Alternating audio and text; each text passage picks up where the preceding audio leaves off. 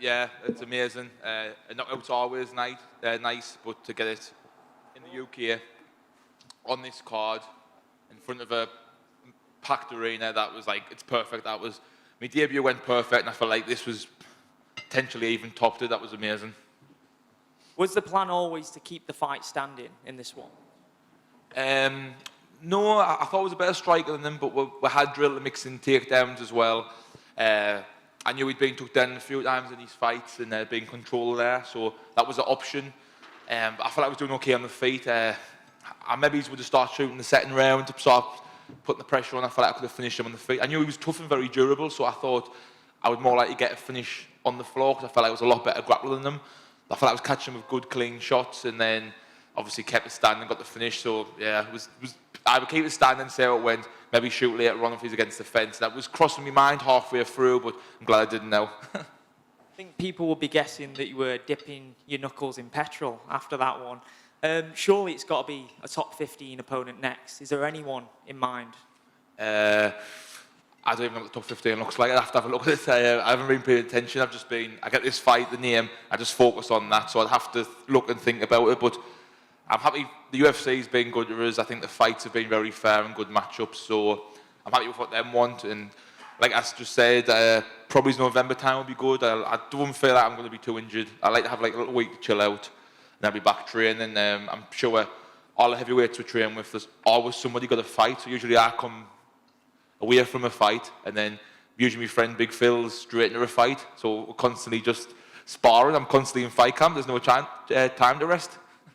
Final one. Do you foresee a future where Tom is defending his belt and you're having a huge fight, co-main event over here? That would be amazing. I haven't thought about that, but yeah, that would be great. I think Dana White says as long as UK has got champions, it'll come back here. So once a year would be great. If they can start pushing two a year, that would be amazing. It's amazing to fight in Vegas. It's amazing to fight in abroad and stuff like that. But that UK crowd was amazing. I haven't done a stadium show in America, so I can't compare it. But walking out the crowd and feeling that, it's the walkout's my favourite bit. It's like you're not getting punched in the face yet. You can be chill, and everyone's cheering for you. It's like such a great feeling. Thank you. Mick, just one on the front. I know you said you don't really know what the top 15 looks like, but historically, when you get these young heavyweights that are undefeated, after 3-4 wins in the UFC, they start getting these main events, either in the Apex or when they travel to all these fight nights. So are you expecting at least a main event in the next fight or two if you keep winning? Oh, that would be amazing too. Honestly, I haven't thought about it. I literally just take it as it comes. I know it's a fast track, and it definitely is. And like I'm telling you, I'll take my time, and the next fight will probably be a top 15 opponent. But I'm happy with the way I'm going. Let me coaches decide all that. If he feels like that's the right thing, that's the right thing. Like I said, I'm still making loads of mistakes. I'm still getting better. So I'll just keep cracking at that and see what the UFC offer. And I'm happy for anything really. Like this UK card was amazing. I'm so grateful to be on this because I feel like everybody wanted to be on it. And to fight on it in front of a home crowd, it's literally like what dreams are made of. I know you just said you don't really think about that, but say they do come to you with a main event, what would prep be like for you prepping for a 5-round fight? Oh yeah, the 5 rounds as well, isn't it? Yeah, it's just I enjoy training, so it's like great sparring. Like my friend Phil, he only fights 5-round fights. So I've done a few 5 rounds with him, and like I just like training. So see what happens, but yeah, that would be amazing. Mick, over to your left here.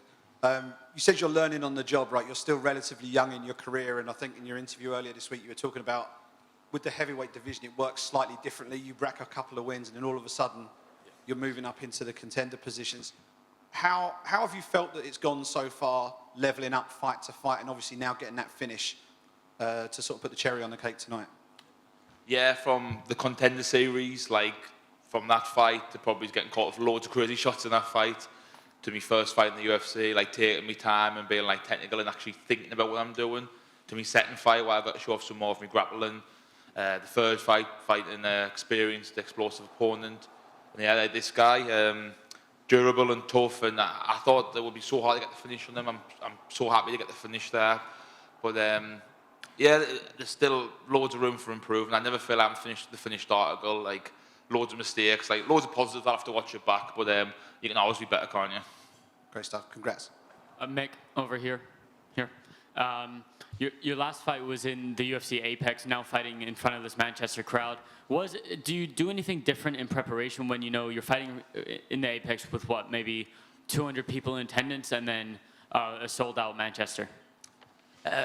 Look, it's definitely different, the walk, and that's definitely better walking in the crowd, but when the cage locks, it's go time, isn't it? The fight's on. Like, it doesn't affect your performance, I don't think. It's more just the walk. Like, it's so enjoyable walking out to that. The Apex is just like, want to be in there as quick as possible. The atmosphere is not as great, but I understand why they do it, and I understand, like, that's part of it. And I've had most of my fights in the Apex, so I'm used to that now as well, that little cage. But there's nothing like that walk, and like, if you could interview us after, I could be in an away opponent in an away show, and I might hate it all about. So I've never had that yet, but I've always been on shows where I've had a good reception, and that feels amazing.